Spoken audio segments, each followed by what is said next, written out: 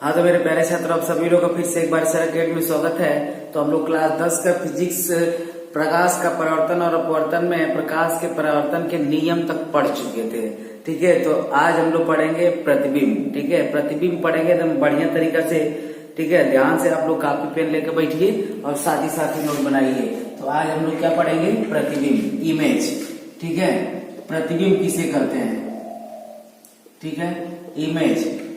और प्रतिबिंब किसे कहते हैं और प्रतिबिंब कितने प्रकार का होता है, आसानी तरीका से आप लोग समझेंगे। ठीक है, तो समझे इधर प्रतिबिंब क्या होता है। जैसे मान लो कहानी सुनो, जैसे इधर से कोई लाइट जल रहा है, प्रतिबिंब आप लोग सब लोग जानते हैं पर उसका परिभाषा नहीं जानते हैं। ठीक है, जैसे मान लो यहाँ से कोई लाइट जल रहा है, यहाँ से, तो जो छाया मतलब हमारे ऊपर उसकी प्रकाश किरण आएगी, तो जो छाया दिखाई देती है, प्रकाश किरण देखो पड़ेगी हमारे पे, तो उसकी छाया बन जाती है, इस परछाई जिसे कहते हैं आप लोग। तो उसका भी किसी दूसरे बिंदु पर क्या बन जाता है? परछाई बन जाता है। जिसे मान लो यहाँ पे समझना कि एक व्यक्ति यहाँ पे कोई खड़ा है। ठीक है, एक व्यक्ति क्या है, यहाँ पे खड़ा है, प्रकाश की स्रोत यहाँ पे मान लो कोई लाइट वाइट जल रही है। ठीक है, तो अब इस प्रकाश की स्रोत के द्वारा यहाँ पे प्रकाश किरण आएगी और टकराने के बाद दूसरे बिंदु पर क्या हो जाएगी? मिल जाएगी। दूसरे बिंदु पर जाकर मिलती हुई डाटा इसे जाकर क्या होती है? मिलती है। ठीक है, तो दूसरे बिंदु पर अगर जाकर मिलती है तो वो जो प्रतिबिंब बनता है, कभी कभी देखते हो लोग कि छोटा बनता है, कभी कभी बड़ा बनता है। ठीक है, तो आप लोग ये जिसे अनुभव करेंगे कि जब प्रकाश स्रोत के पास आप लोग जाते हैं तो प्रतिबिंब कबो कबो आप लोग की जो परछाई है वो छोटी दिखाई देती भी है और कभी कभी क्या दिखाई देती है? बड़ी भी दिखाई देती है। ठीक है, तो लाइट के जितने करीब आप जाएंगे, जितने करीब जाएंगे, दूर से अगर लाइट दिखती रहेगी, जितने आप करीब जाएंगे उतना लंबा दिखाई देंगे और जितना उससे दूर हटते जाएंगे उतना क्या होता जाएगा? वो छोटा प्रतिबिंब होता दिखाई देगा।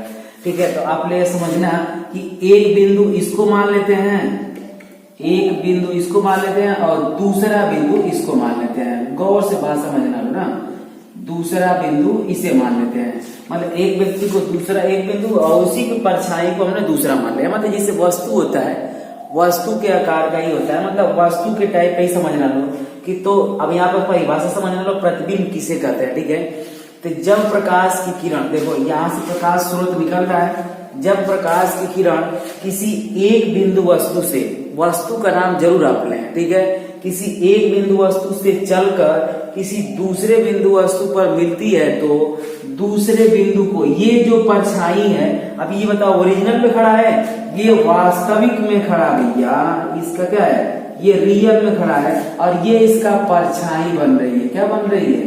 परछाई बन रही है। ठीक है, ये इसका क्या बन रही है? परछाई बन रही है। ठीक है, तो लिखोगे भैया कि जब प्रकाश की किरण एक बिंदु वस्तु से, मतलब पहले बिंदु वस्तु से चलकर किसी दूसरे बिंदु वस्तु पर क्या होता है? मिलती है, तो दूसरे बिंदु वस्तु को, इसको कहेंगे, दूसरे बिंदु वस्तु को पहले बिंदु वस्तु का प्रतिबिंब कहते हैं। एकदम आसानी तरीका से, बेटर तरीका से आप समझो भैया कि जब प्रकाश की किरण आएगी और एक से यहाँ से एक बिंदु वस्तु से टकराएगी और टकराने के बाद किसी दूसरे बिंदु वस्तु पर जाकर क्या होगी? मिलेगी।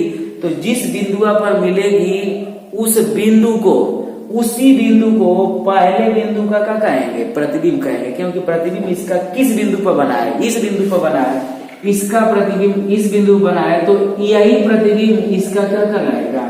यही प्रतिबिंब इसका, मतलब यही इमेज जो परछाई है वही इसका क्या कहलाएगा? प्रतिबिंब कहलाएगा। ठीक है, बढ़िया तरीका से आप लोग लिखेंगे कि जब प्रकाश की किरण एक बिंदु वस्तु से चलकर किसी दूसरे बिंदु वस्तु पर जाकर मिलती है तो दूसरका बिंदु को पहिलका बिंदु का, क्या लिखोगे? पहिलका बिंदु का क्या कहते हैं? प्रतिबिंब कहते हैं। ठीक है, इस दूसरे बिंदु को पहले बिंदु का प्रतिबिंब कहेंगे, मतलब जिससे चलेगी प्रकाश की किरण और जिस पे जाके मिलेगी प्रकाश किरण, तो जिस पे जाके मिलेगी वो परछाई हो गया। अब उसी को हम क्या कहेंगे? पहले वाले बिंदु का प्रतिबिंब। ठीक है, अब ये आप देखो वास्तविक प्रतिबिंब, देखो ये प्रतिबिंब होता है दो प्रकार का, टाइप्स ऑफ इमेज। ठीक है, टाइप्स ऑफ इमेज मतलब प्रतिबिंब के प्रकार, प्रतिबिंब के प्रकार। ठीक है, या आप लिख लेंगे आप लोग प्रतिबिंब के प्रकार। तो बताओ प्रतिबिंब होता है दो प्रकार का, पहला होगा वास्तविक, वास्तविक प्रतिबिंब, वास्तविक प्रतिबिंब यानी रियल इमेज, क्या हो जाएगा, रियल इमेज। और दूसरा हो जाएगा आभासी प्रतिबिंब, दूसरा हो जाएगा आभासी प्रतिबिंब, और इसे कहते हैं भैया वर्चुअल इमेज। ठीक है, इसे क्या कहेंगे, वर्चुअल इमेज, वर्चुअल इमेज। ठीक है, वर्चुअल इमेज एक तो होगा आभासी प्रतिबिंब और एक तो होगा वास्तविक प्रतिबिंब। ठीक है, तो वास्तविक प्रतिबिंब जैसा नाम है उसी तरह उसका काम भी आएगा, मतलब उसी तरह उसकी परिभाषा भी आएगी, आप लोग आसानी से समझेंगे। ठीक है, तो यहीं से एक परिभाषा याद करोगे, सिर्फ प्रतिबिंब की परिभाषा याद करो मेरे प्यारे छात्रों। अगर ये दोनों परिभाषा ना आसान हो गया तो फिर जब तो कमेंट करके बता देना लो। ठीक है, कि सर नहीं समझ में आ रहा है। देखो यहाँ से प्रकाश स्रोत से जब प्रकाश किरण आएगी और पहले बिंदु वस्तु से टकराकर दूसरे बिंदु वस्तु पर जाकर अगर वास्तव में मिलेगी, समझना लो यहाँ पे ना, पहले बिंदु वस्तु से चलने वाली प्रकाश किरण दूसरे बिंदु वस्तु पर अगर वास्तव में मिलती है तो दूसरा बिंदु को पहले बिंदु का वास्तविक प्रतिबिंब कहेंगे। क्या कहेंगे, वास्तविक प्रतिबिंब कहेंगे। ठीक है, देखो ध्यान समझो, जब यहाँ से एक बिंदु से चलने वाली प्रकाश किरण किसी दूसरे बिंदु पर, किसी दूसरे बिंदु पर अगर वास्तव में मिल रही हो तो दूसरे बिंदु को पहला बिंदु का वास्तविक प्रतिबिंब कहेंगे। क्लियर है, तो वास्तविक प्रतिबिंब की आप लोग परिभाषा बढ़िया तरीके से बोलेंगे। ठीक है, अब चलिए देखिए, वास्तविक प्रतिबिंब हो गया।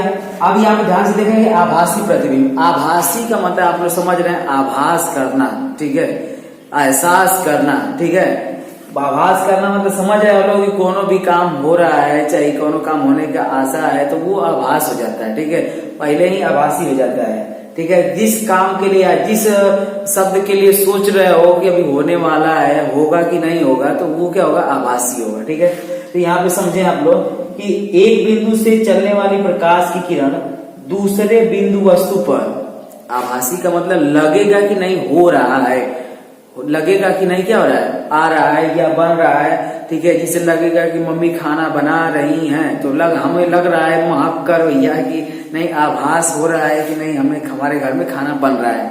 ठीक है, तो ठीक उसी तरह प्रतिबिंब भी है कि ऐसा लगेगा कि नहीं प्रतिबिंब क्या हो रहा है, बन रहा है, तो बनेगा ही, क्योंकि ठीक है, तो मान लेते हो जिस काम को वो काम हो ही जाता है। जैसे मान लो तुमको धीरे धीरे धीरे धीरे प्यार हो रहा है, ठीक है, तो बाद में हो ही जाएगा। ठीक है, बाद में क्या हो जाएगा, हो ही जाएगा।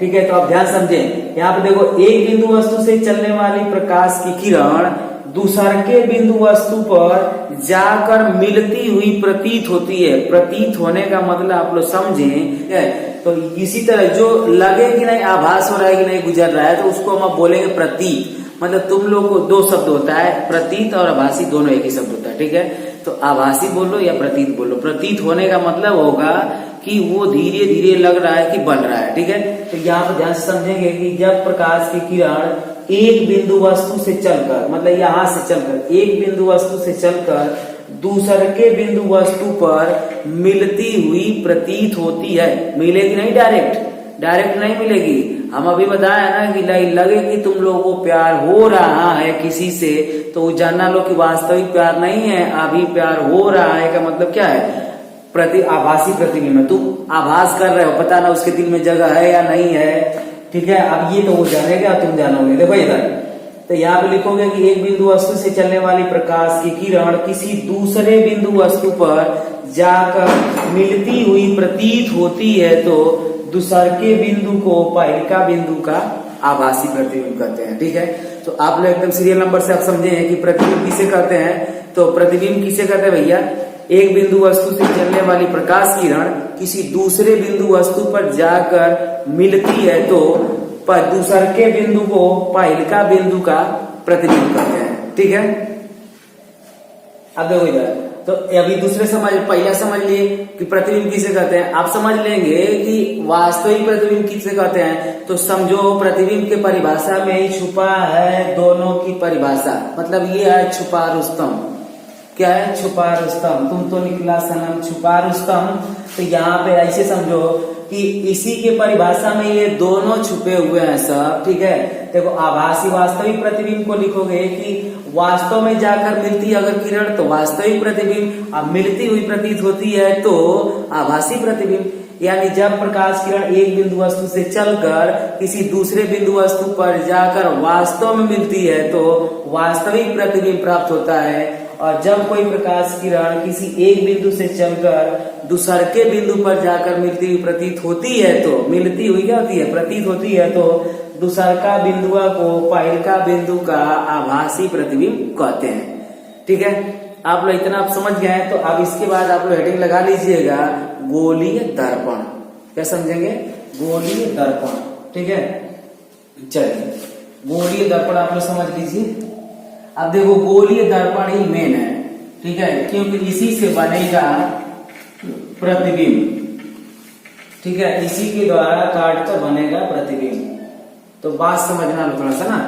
गोलीय दर्पण जिसे कहते हैं भैया स्फेरिकल मिरर, गोलीय दर्पण। अब हम लोग क्या समझेंगे? गोलीय दर्पण। तो एक बात समझना लो, आसानी तरीका से ना समझाती है गोलीय दर्पण के ना तो समझ कह देना लो। ठीक है, अब देखो इधर गोलीय दर्पण होता है, एक बात समझना लो भैया, गोलीय दर्पण होता है एक खोखले गोले का कटा हुआ भाग होता है। गोलीय दर्पण की आप लोग परिभाषा क्या लिखेंगे कि यह एक खोखले गोले का कटा हुआ भाग होता है। ठीक है, आप लोग यहाँ पे समझे, कटे हुए भाग होता है जिसका दो तल होते हैं। एक तल पर पारे और लाल ऑक्साइड द्वारा कलई किया हुआ होता है और दूसरा तल परावर्तक तल होता है जिससे प्रकाश किरण आएगी और टकरा कर अपने घरे द्वारे चली जाएगी। ठीक है, देखो इधर ये जो कलई किए हुए हैं ये कलई होता है भैया, ये कलई हुआ भाग है, कलई भाग है जो पारा और लाल ऑक्साइड द्वारा कलई किया जाता है। पारा तथा लाल ऑक्साइड द्वारा, किसके द्वारा?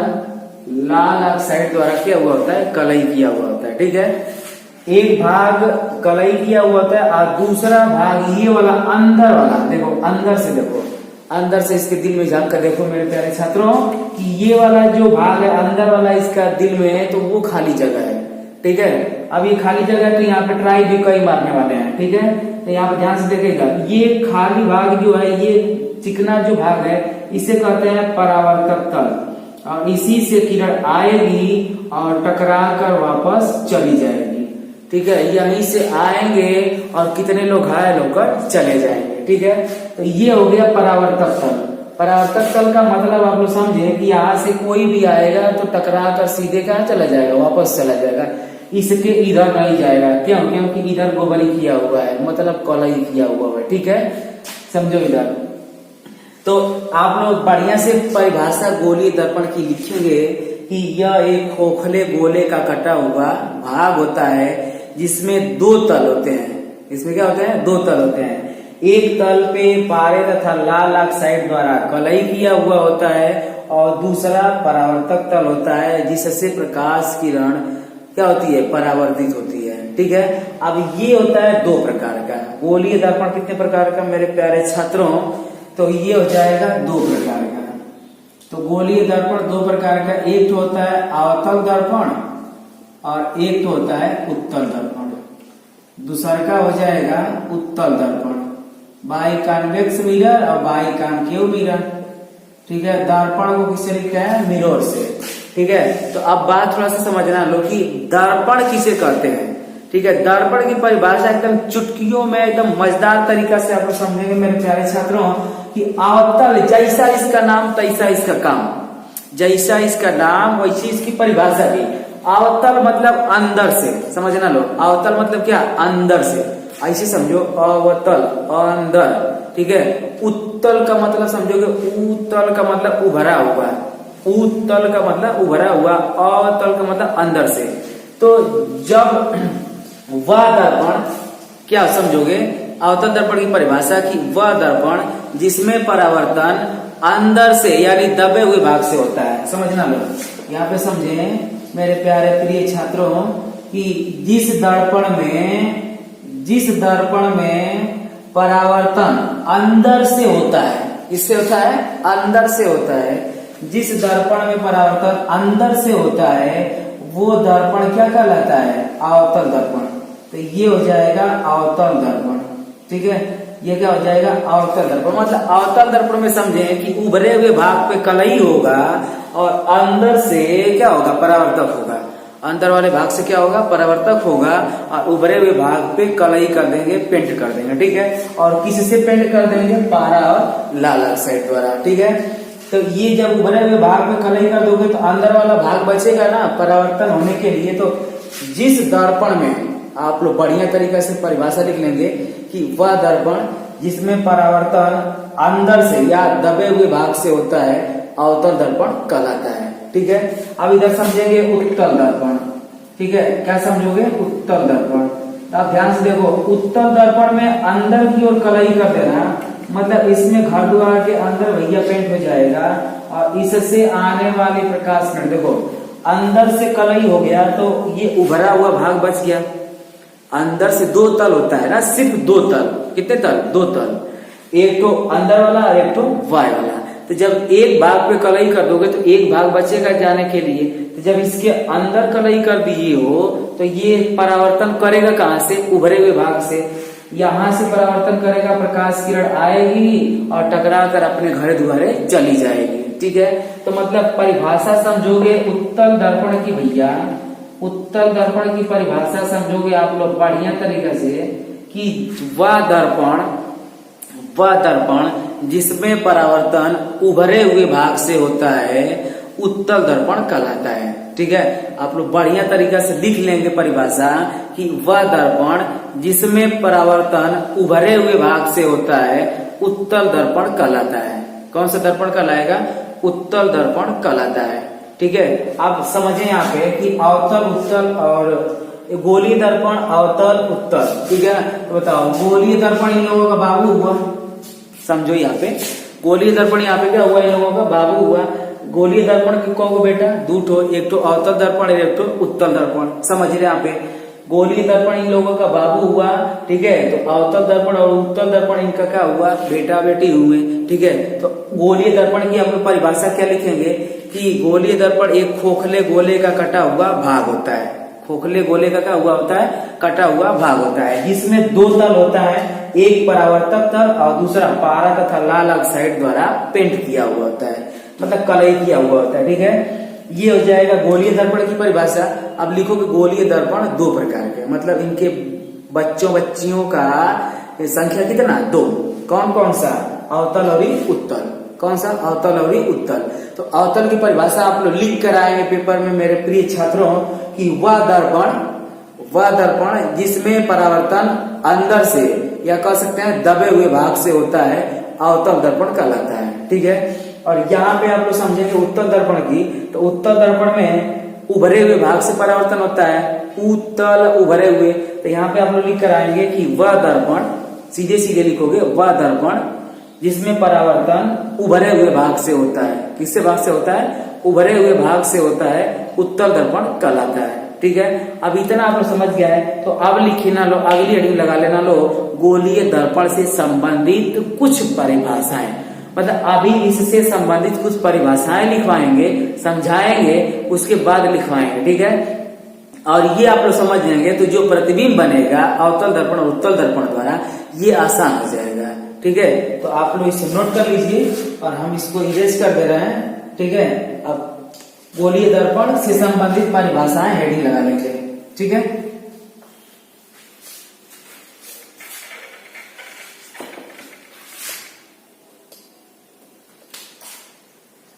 देखो गोलीय दर्पण से संबंधित परिभाषाएं। ठीक है, गोलीय दर्पण संबंधित परिभाषाएं। देखो एक एक न्यूमेरिकल तक करवा देंगे। ठीक है, इसका एक एक सवाल भी नहीं छोड़ने वाले हैं, पूरा पूरा वीडियो आप लोग को मिलेगा। ठीक है, बस वीडियो को अपने लाइक कीजिए और अपने चैनल को सब्सक्राइब नहीं किया तो जरूर सब्सक्राइब करें, अपने दोस्तों तक शेयर जरूर कीजिए कि ठीक है, दोस्तों तक जरूर शेयर करें। ठीक है, चलिए इधर आ जाइए। अब गोलीय दर्पण से संबंधित परिभाषाएं, तो गोलीय दर्पण एक तो बना लेते हैं भैया, गोलीय दर्पण। ठीक है, अब ये हो गया हम लोग का क्या, गोलीय दर्पण। ठीक है, और यहाँ से कहीं ध्यान से देखना, इसके दो भाग होते हैं, खोखले गोले का कटा हुआ भाग होता है, मतलब एक तरफ का काट देंगे हम, ठीक है। एक भाग पे क्या होता है, पारे तथा लाल ऑक्साइड द्वारा कलई किया हुआ होता है, पारे तथा लाल ऑक्साइड द्वारा कलई किया हुआ होता है। ठीक है। अब पारे तथा लाल ऑक्साइड से कलई क्या होता है, इसके दो तल, एक तो परावर्तक और एक तो कलई किया हुआ। तो ये तो कलई हो गया और ये हो जाएगा इसका परावर्तक तल। ठीक है। अच्छा, दर्पण को हमने मान लेते, दर्पण को लिखते हैं यम से, इसे लिखते हैं मिरर, यानी दर्पण को लिखते हैं यम से। तो एक को कर देंगे बिंदु को M1 और एक को कर देंगे M2। जिससे आपकी क्लास में दो आदमी एक ही नाम का रहता है, तो एक ठो को कर दोगे फर्स्ट और एक ठो कर देते हो सेकेंड। ठीक है। तो यहाँ पे हो जाएगा M1 और यहाँ पे कर देना M2, यहाँ पे कर देना M1 और यहाँ पे कर देना M2। हो गया ना। अब चलिए देखिए, तो दर्पण के एक तो हाइट देखो पूरा है। अब यहाँ पे दर्पण का एक तो मध्य बिंदु ले लेना है, दर्पण का क्या ले लेना, मध्य बिंदु, मतलब दर्पण के बीच में एक तो बिंदु ले लेना है। ठीक है। दर्पण के बीच में एक तो बिंदु ले लेना, जिसका नाम कर देना क्या, P, इसका नाम क्या कर देना, P। ठीक है। और इससे ध्यान से समझना, इससे एक तो किरण खींच देना, इससे एक तो क्या करना, किरण खींच देना। तो हाई जो दर्पण का मध्य बिंदु है यानी P, इसी P को कहते हैं ध्रुव, यानी इंग्लिश में कहते हैं पोल।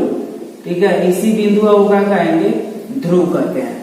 क्या कहोगे, दर्पण के मध्य बिंदु को ध्रुव कहते हैं। ठीक है। और ये वाली रेखा जो आती है उसे कहेंगे मुख्य अक्ष, ये वाली रेखा को क्या कहेंगे, मुख्य अक्ष। ठीक है। यहाँ पे हो जाएगा सेंटर, यहाँ पे क्या हो जाएगा, सेंटर। मतलब एक गोला हो गया, बात ऐसे समझे कि एक गोला हो गया और गोले क्या बताओ, हाई क्या हो गया, त्रिज्या हो गया। मतलब गोले का ये सेंटर हो गया, कह सकते हैं ना, ये गोले का क्या है, केंद्र है। तो ध्यान समझे कि हाई यहीं पे से कुल दूरी नापी जाएगी।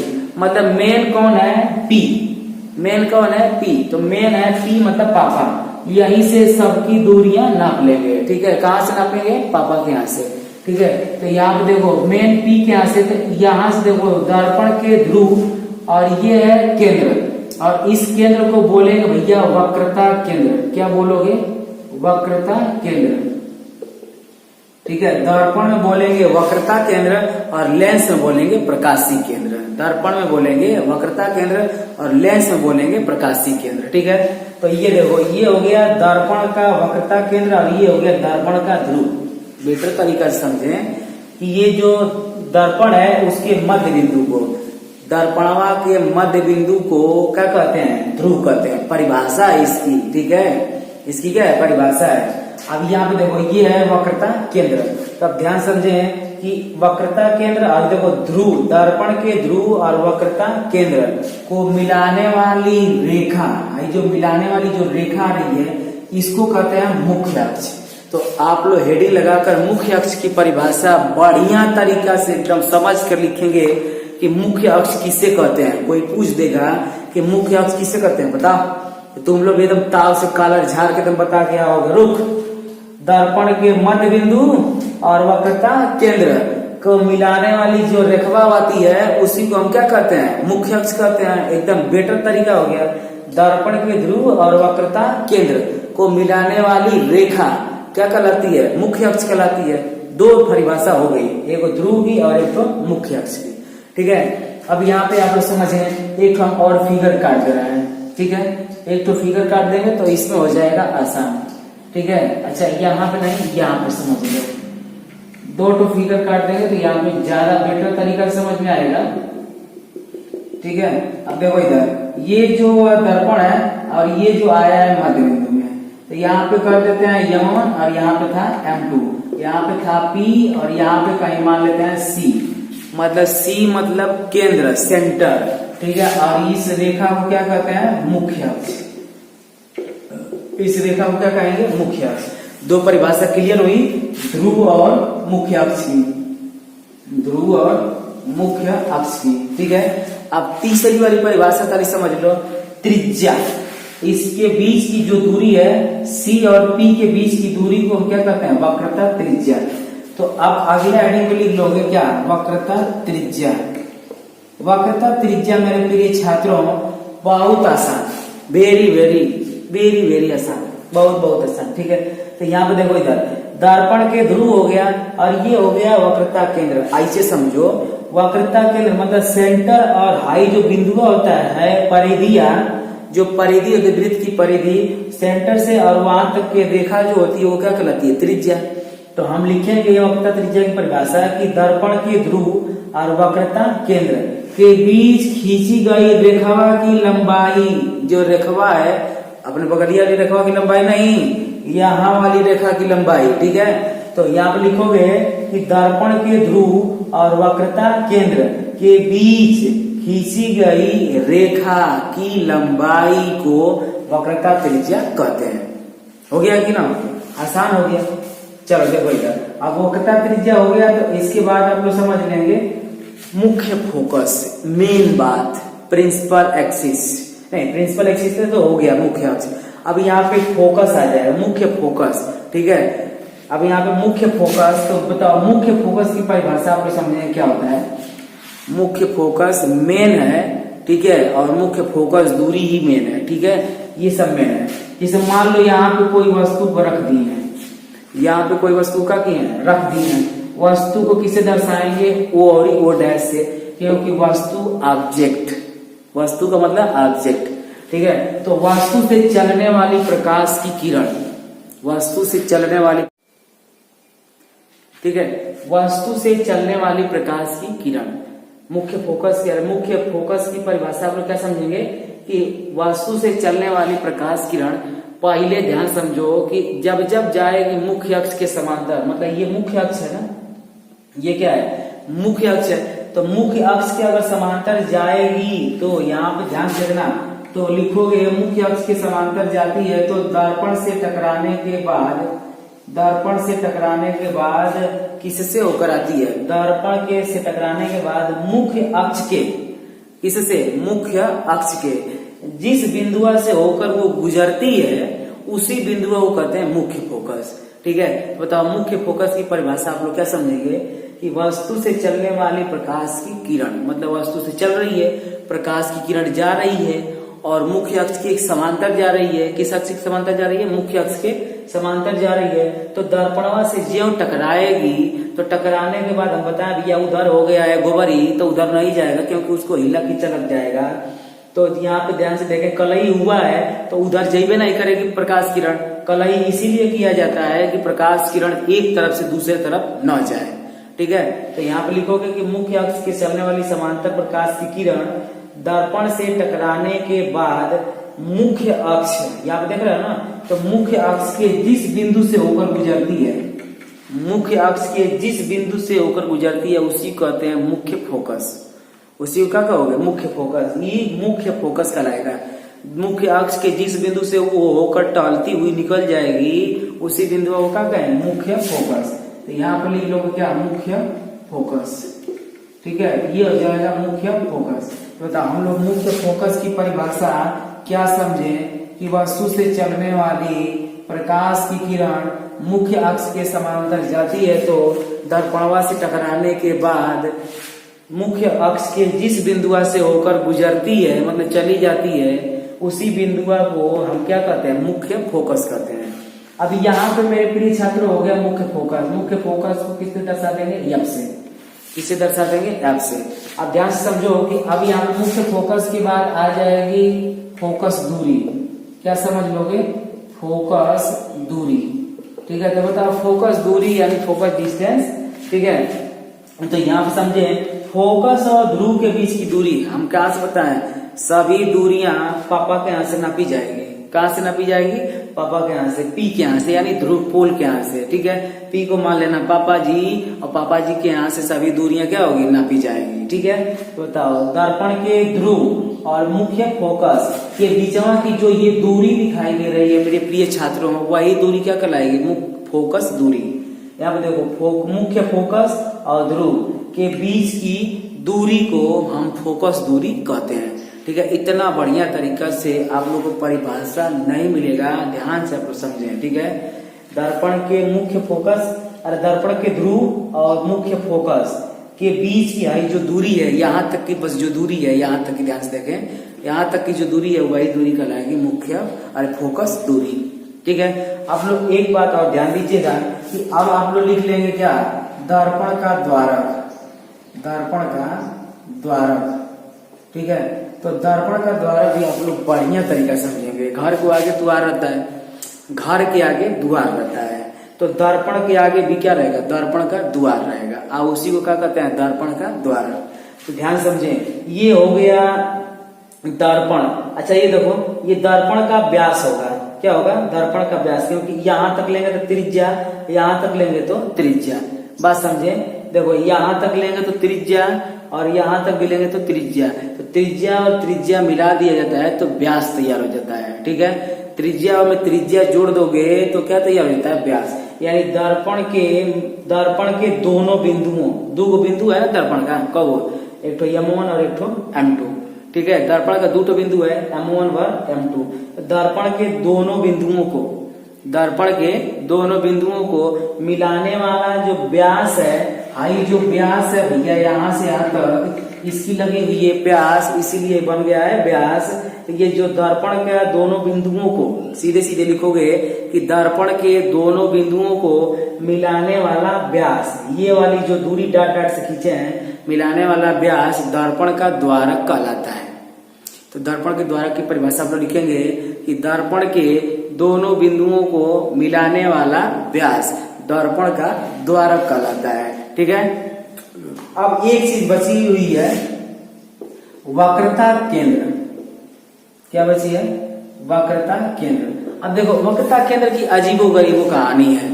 ठीक है, वक्रता केंद्र की अजीबोगरीबो कहानी है, मतलब अजीबोगरीबो परिभाषा। ऐसा लगेगा कि इसकी परिभाषा में नहीं है। ठीक है, इसको इसलिए लास्ट में बता रहे हैं। देखो वक्रता केंद्र किसे कहते हैं, ये है वक्रता केंद्र। ठीक है, ये क्या है, वक्रता केंद्र। मतलब वक्रता केंद्र की परिभाषा आप लोग समझेंगे क्या इससे आता है, मतलब इसके लगेगा परिभाषा में नहीं है। ठीक है, ऐसे लिखोगे कि वह दर्पण, या कह सकते हैं कि वह केंद्र जिसका कि दर्पण एक भाग है। अभी देखो अजीब की परिभाषा, ये वाली वक्रता केंद्र की परिभाषा अजीब की है भैया। वक्रता केंद्र की परिभाषा आप लोग याद रखिएगा कि वह केंद्र जिसका कि दर्पण एक भाग है, जिसका कि दर्पण एक भाग है, मतलब वह केंद्र जिसका कि दर्पण एक भाग होता है वक्रता केंद्र कहलाता है। हम वक्रता केंद्र की परिभाषा कई बार बोल रहे हैं कि वह केंद्र जिसका कि दर्पण एक भाग है, वह केंद्र जिसका कि दर्पण एक भाग है वक्रता केंद्र कहलाता है। ठीक है, तो आप लोग बढ़िया तरीका से पूरा समझ लीजिएगा, पूरा समझ लेंगे। ठीक है, बताओ, ये परिभाषाएं आप लोग वीडियो को पीछे बैक कर करके, ठीक है, आप लोग नोट्स बना लीजिएगा। ठीक है मेरे प्रिय छात्रों, क्योंकि आगे अभी पढ़ाएंगे, अब इसके बाद आप लोग को पढ़ाएंगे अवतल दर्पण द्वारा प्रतिबिंबों का बनना, जिसमें ये सभी महत्वपूर्ण चीजें हैं। ठीक है, तो अगली वीडियो में हम आप लोग को पढ़ाएंगे अवतल दर्पण द्वारा प्रतिबिंबों का बनना, और बेटर तरीका से हम समझाएंगे, जिंदगी भर नहीं आप लोग भूल पाएंगे। ठीक है, चलिए, ठीक है, इसी के साथ मिलते हैं नेक्स्ट वाली वीडियो में। तब तक के लिए आप सभी को बाय।